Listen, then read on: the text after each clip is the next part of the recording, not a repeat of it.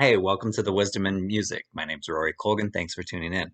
Today we're going to be covering a cover song by Joseph Vincent, A Thousand Years. And I think the original is done by Christina Perry. So let's jump in.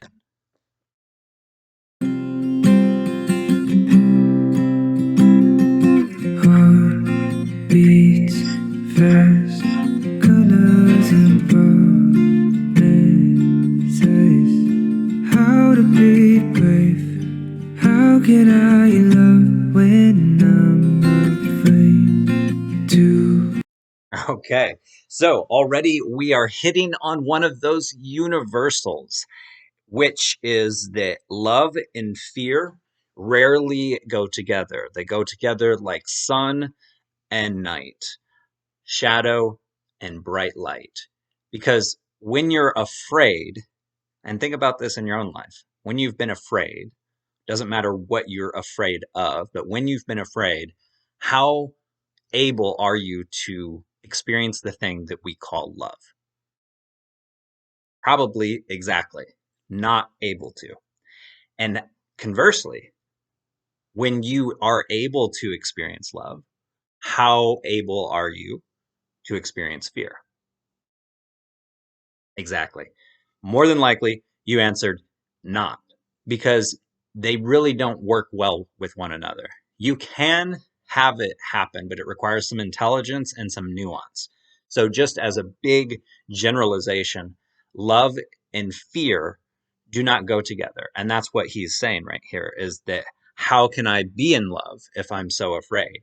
And so we're about to see his answer to that. And that's one of the things that typically happens in romance, that where romance really works is that it helps people get over their fear and have the courage to go on that undisclosed adventure, that uncharted adventure to finding love.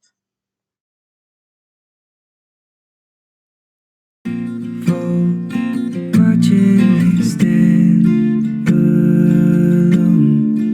All of my doubt suddenly goes away somehow. So, once again, as he takes that step away from fear, all the doubt disappears somehow. And that's because when love is activated, you are not experiencing the negative things. Negative things will come as a consequence of love later. I know nobody really likes to talk about that, whether it's at the end of a beautiful lifetime where that person dies, or much sooner than that. The love that is initiated in the physical will change, will transform, will die. It will not be the same as that original Genesis, that original honeymoon.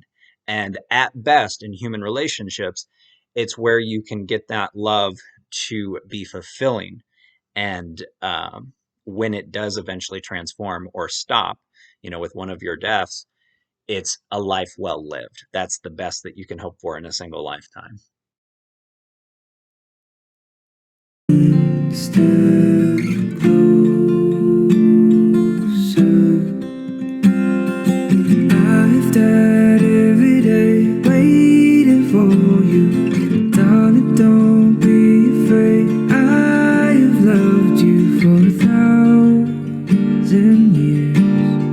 I'll love you for 1,000 more. I love it. So this is the chorus, and this is the most important part of the song as far as I understand it lyrically and what type of wisdom it's actually pointing out. In the Western culture, there's not a whole lot. It's growing a little bit, but typically there's not a lot of music that talks about reincarnation.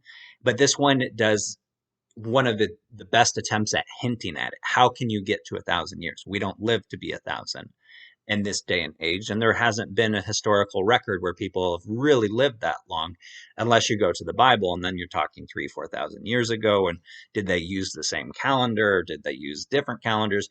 We don't know the answer to that, or at least I don't, and I'm not going to talk about it in this video.